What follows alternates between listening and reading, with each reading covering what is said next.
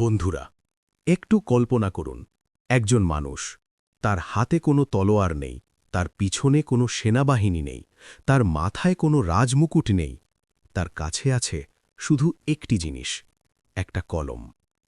কিন্তু সেই কলমকে এতটাই ভয় পেয়েছিল ইউরোপের ক্ষমতাবানরা যে তাকে একে একে 4টি দেশ থেকে তাড়িয়ে দেওয়া হয়েছিল। রাশিয়ার জার তার লেখা নিষিদ্ধ করেছিলেন, প্রুশিয়ার রাজা তাকে রাষ্ট্রহীন ঘোষণা করেছিলেন, ফ্রান্স তাকে সীমান্তের বাইরে ঠেলে দিয়েছিল, আর বেলজিয়াম তাকে গ্রেফতার করে দেশ ছাড়া করেছিল। প্রশ্নটা হল, একজন লেখককে এত ভয় কেন? কারণ তার চিন্তা কোনো রাজা বা সম্রাটের তলোয়ারের থেকেও ধারালো ছিল। আর সেই মানুষের নাম কার্ল হাইনরিখ মার্কস। আজ আমরা শুনব শুধু একজন দার্শনিকের গল্প না, এটা একজন মানুষের গল্প, যিনি সত্যকে ভালোবেসেছিলেন এবং সেই ভালোবাসার মূল্য দিয়েছিলেন তার পুরো জীবন দিয়ে। অধ্যায় 1। একটি অস্বস্তিকর শহরে একটি শিশুর জন্ম। 1818 সালের 5ই মে, প্রুশিয়ার রাইনল্যান্ড অঞ্চলের ছোট্ট শহর ট্রিয়ার। ইউরোপ তখন অদ্ভুত এক সময় পার করছে। নেপোলিয়নের পতন হয়েছে কয়েক বছর আগে। ভিয়েনা কংগ্রেসে পুরনো রাজতন্ত্র আবার ক্ষমতায় ফিরে এসেছে। রাজারা ভাবছিলেন সবকিছু আবার আগের মতো হয়ে যাবে। কিন্তু একটা জিনিস তারা বুঝতে পারেননি, মানুষ একবার স্বাধীনতার স্বাদ পেলে তার সহজে ভুলে যায় না। শহরের রাস্তায় চাপা উত্তেজনা, বুদ্ধিজীবীদের চোখে প্রশ্ন, আর শাসকদের চোখে সন্দেহ। এই অস্থির সময়েই জন্ম নিল এক শিশু, কার্ল মার্কস। তার পরিবারও ছিল ইতিহাসের মতোই জটিল। তার বাবা হাইনরিখ মার্কস ছিলেন একজন আইনজীবী। তাদের পরিবার বহু প্রজন্ম ধরে ইহুদি ধর্মাবলম্বী ছিল। কিন্তু 1815 সালে প্রুশিয়ার নতুন আইন ঘোষণা করল, ইহুদিরা আইন পেশায় থাকতে পারবে না। হাইনরিখের সামনে তখন একটি কঠিন সিদ্ধান্ত, নিজের বিশ্বাস ধরে রাখবেন নাকি নিজের পেশা। শেষ পর্যন্ত তিনি লুথারেন খ্রিস্টান ধর্ম গ্রহণ করলেন, শুধু পেশা বাঁচানোর জন্য। কার্ল মার্কস তখনও জন্মায়নি, কিন্তু তার জন্মের আগেই তার পরিবারের ভেতরে একটি প্রশ্ন জন্ম নিয়েছিল, একটি অন্যায় ব্যবস্থার সামনে মানুষ কতটা স্বাধীন। এই প্রশ্নই পরে কার্ল মার্কসের জীবনের কেন্দ্রে চলে আসবে। অধ্যায় 2। জেনির প্রেম এবং একটি বিপজ্জনক মন। কার্ল মার্কস যখন তরুণ হচ্ছেন, তখন তার জীবনে আরেকটি শক্তি প্রবেশ করল, ভালোবাসা। তার নাম জেনি ওয়ান ওয়েস্টফ্যালেন। ট্রিয়ারের সবচেয়ে সম্মানিত পরিবারগুলোর একটি থেকে আসা মেয়ে। তার বাবা ছিলেন একজন ব্যারন, অভিজাত পরিবার, রাজকীয় রক্ত। জেনি ছিলেন সুন্দরী, মেধাবী এবং সমাজের চোখে পারফেক্ট কনে। সবাই ভাবছিলেন তিনি কোনো অভিজাত তরুণকে বিয়ে করবেন। কিন্তু একদিন তার দেখা হল কার্ল মার্কসের সাথে, একজন মধ্যবিত্ত পরিবারের ছেলে যার মাথা ভরা বিদ্রোহী চিন্তা। এই সম্পর্কটা ছিল সমাজের চোখে অস্বাভাবিক, কিন্তু জেনি একটা জিনিস বুঝেছিলেন, কার্লের ভেতরে একটা আগুন আছে, একটা সত্য খুঁজে বের করার তীব্র তৃষ্ণা। 1836 সালে তারা গোপনে বাগদান করলেন। বিয়ে করতে তাদের অপেক্ষা করতে হয়েছিল 7 বছর। এই 7 বছরেই কার্ল মার্কসের চিন্তার জগৎ বদলে যায়। অধ্যায় 3। যে দর্শন তার জীবন বদলে দিল।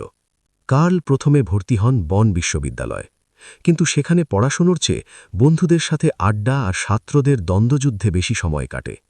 তার বাবা বিরক্ত হয়ে তাকে পাঠিয়ে দেন বার্লিন বিশ্ববিদ্যালয়, এবং সেখানেই তার জীবনের সবচেয়ে বড় মোড়। বার্লিনে তখন একটি নাম সবার মুখে, হেগেল। হেগেল তখন মৃত, কিন্তু তার দর্শন যেন পুরো শহরের বাতাসে ভাসছিল। হেগেলের মতে ইতিহাস এগিয়ে চলে বিপরীত শক্তির সংঘর্ষের মাধ্যমে, থিসিস, অ্যান্টিথিসিস, সিনথেসিস।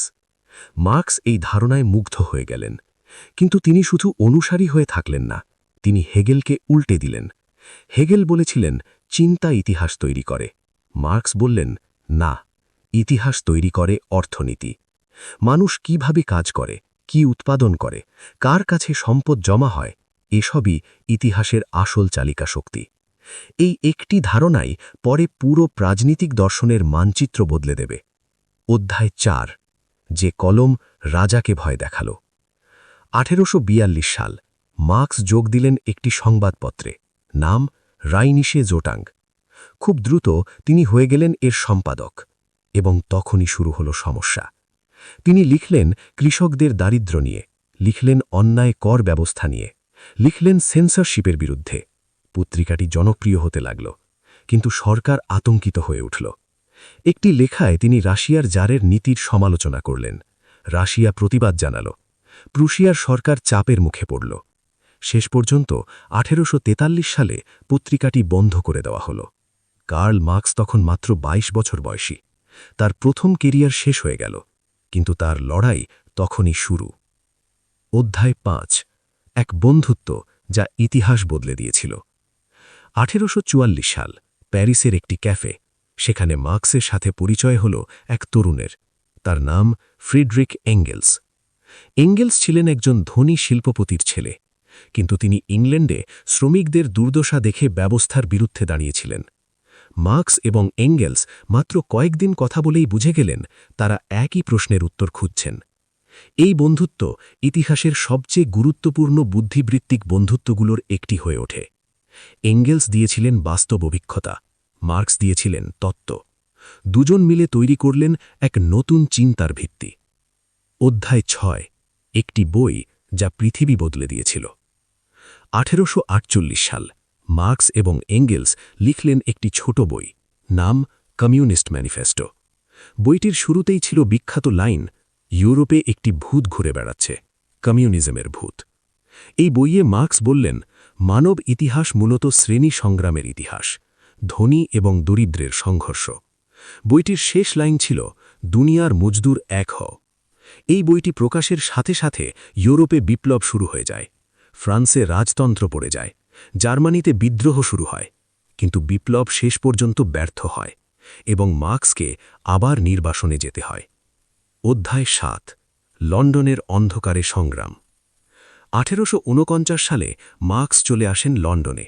তিনি ভাবছিলেন এটা হয়তো সাময়িক, কিন্তু তিনি সেখানেই থেকে গেলেন জীবনের বাকি সময়, এবং তার জীবন তখন হয়ে উঠল দারিদ্র্যের এক নির্মম গল্প। ছোট্ট এক অ্যাপার্টমেন্ট, ঋণ, অসুস্থতা। তার 6 সন্তানের মধ্যে 4 জন মারা যায়। এক সন্তানের কফিন কেনার টাকাও তার কাছে ছিল না। এই সময় এঙ্গেলস তাকে নিয়মিত টাকা পাঠাতেন, এবং মার্কস প্রতিদিন যেতেন ব্রিটিশ মিউজিয়ামের লাইব্রেরিতে। সেখানে বসে তিনি পুঁজিবাদকে বুঝতে চেষ্টা করছিলেন, বছরের পর বছর। অধ্যায় 8, দাস ক্যাপিটাল। 1867 সালে অবশেষে প্রকাশিত হল তার সবচেয়ে বিখ্যাত বই, দাস ক্যাপিটাল।